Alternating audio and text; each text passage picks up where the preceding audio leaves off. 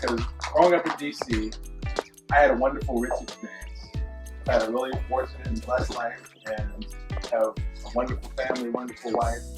And I see the positives of the city, but I can't help but to hear the cries of those who are still suffering despite all the great things that are going on. So DC has some of the smartest people in the world.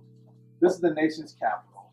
We should really be a model for the rest of the world in dealing with these problems in education and recidivism and job creation and things like that. And I think one of the problems that we have in this government, like we have so many governments, is not only we have self-serving politicians that are not focused on the problems, but when they do focus on the problems, they try to deal with them individually rather than dealing with them holistically. So, for instance, education impacts economic development. Education impacts public safety. Education impacts housing affordability. So all these things work together, but if we don't address them collectively, we never really solve the problem. Education, as you see, I've got 3 kids, so obviously it's a hot button issue for me. You know, my wife and I have made the commitment to put our kids in the public schools, to be a part of, hopefully the solution and not the problem.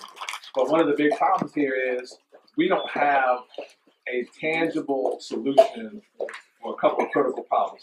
Those of you who have kids know middle school is a major issue here. We have one good middle school deal that everybody's trying to get into, and it's overcrowded now. And we're going through a zoning and a redistricting that probably is going to cut people out of that boundary. And the problem is, we're making this decision to impact enrollment, but we don't have a solution. We don't have a middle school plan.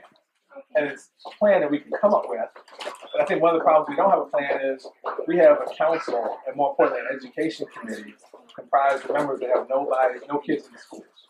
There's only one parent on the education committee, Mayor Barry, and his kid is almost 40 years old. So if you're not dealing with these issues every day, if they don't impact you, you don't have the understanding and you don't have the empathy to address those. So we've got to address those particular issues. As I was saying a little while ago to somebody, I went to elementary school in DC at Shepherd when it was a wonderful school. And now to have it be a school that's struggling, where I've had friends who've taken their kids out of school and put them in private schools, that's disconcerting. So we've got to address that.